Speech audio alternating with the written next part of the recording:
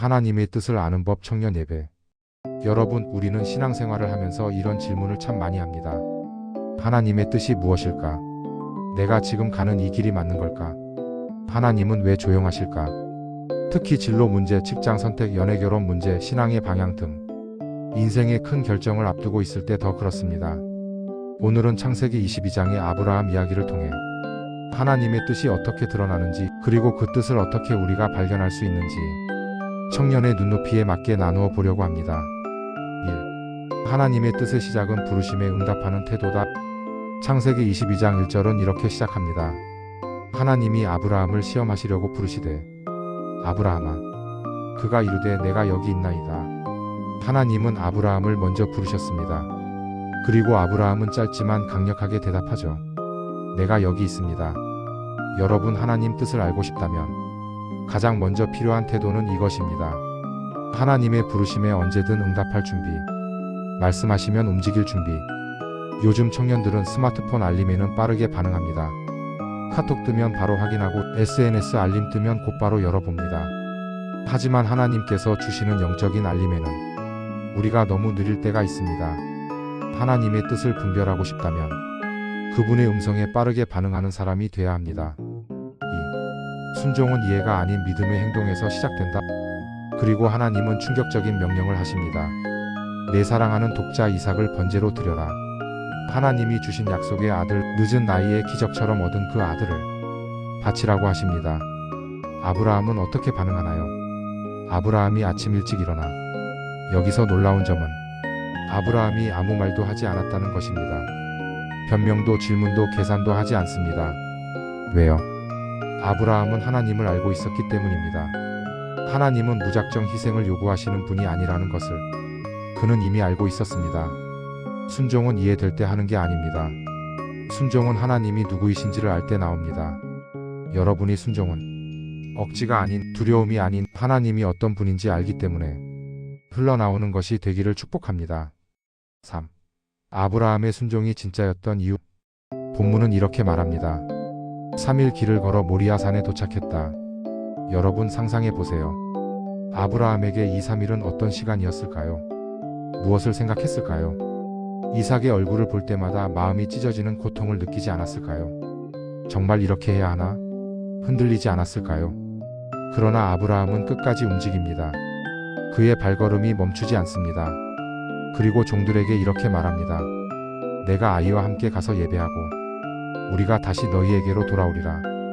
여기에는 믿음이 담겨 있습니다. 우리가 다시 돌아올 것이다. 아브라함은 이삭을 죽여도 하나님이 살리실 수 있다는 믿음이 있었고, 그 믿음이 행동으로 드러났습니다. 믿음은 감정이 아니라 행동입니다. 믿음은 생각이 아니라 발걸음입니다.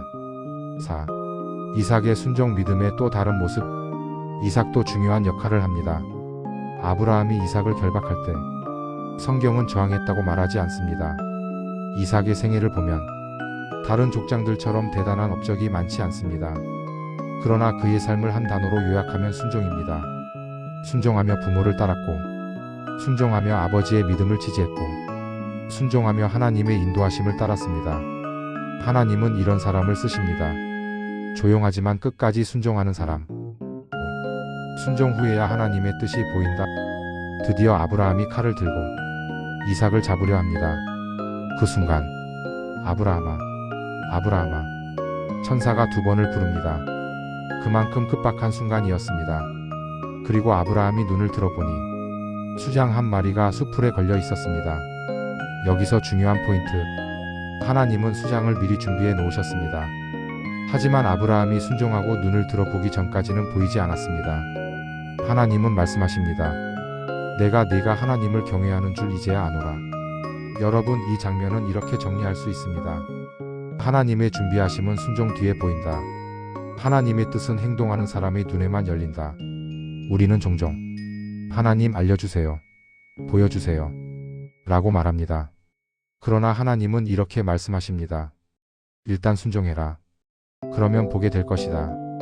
6. 하나님은 기적보다 말씀을 통해 뜻을 보이신다.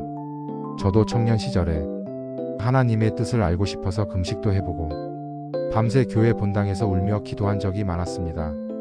그때는 하늘이 열리고 번개가 치고 천사가 나타나서 이 길로 가라, 이렇게 말씀하시길 바랐습니다. 그런데 한 번도 그런 적은 없었습니다.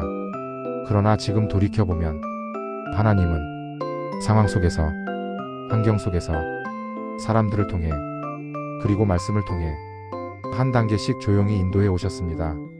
예수님도 말씀하시죠. 악하고 음란한 세대가 표적을 구하나 요나의 표적밖에는 보일 표적이 없느니라. 이스라엘 백성은 홍해가 갈라지고 하늘에서 만나가 내리고 구름 기둥과 불 기둥이 있어도 하나님을 끝까지 믿지 못했습니다. 기적은 믿음을 오래 붙잡아 주지 못합니다. 믿음은 말씀에서 나옵니다. 7. 여호와 이레 준비하시는 하나님. 아브라함은 그곳의 이름을 이렇게 부릅니다. 여호와 이레, 여호와의 산에서 준비되리라. 하나님은 아브라함의 순종 뒤에 이미 준비해 놓으셨습니다. 여러분의 삶에도 하나님은 당신이 순종하고 걸어가면 보이게 될 수장을 준비해 놓고 계십니다. 여러분의 인생에도 여호와 이레의 은혜는 반드시 있습니다. 하나님의 뜻은 이렇게 발견된다.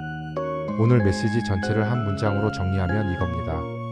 하나님의 뜻은 순종한 사람의 눈에만 보인다. 하나님 뜻을 알고 싶다면 말씀에 응답할 준비, 믿음으로 행동하는 순종, 결과보다 하나님을 신뢰하는 믿음, 눈을 들어 하나님이 준비하신 것을 보는 태도, 이 네 가지가 필요합니다. 여러분의 인생에도 여호와 이레의 간증이 가득하게 되기를 예수님의 이름으로 축복합니다. 오늘 말씀이 도움이 되었다면 좋아요와 구독 눌러주시고 함께 나누고 싶은 청년에게도 공유해 주시기 바랍니다. 다음 예배 영상에서 다시 만나겠습니다. 샬롬.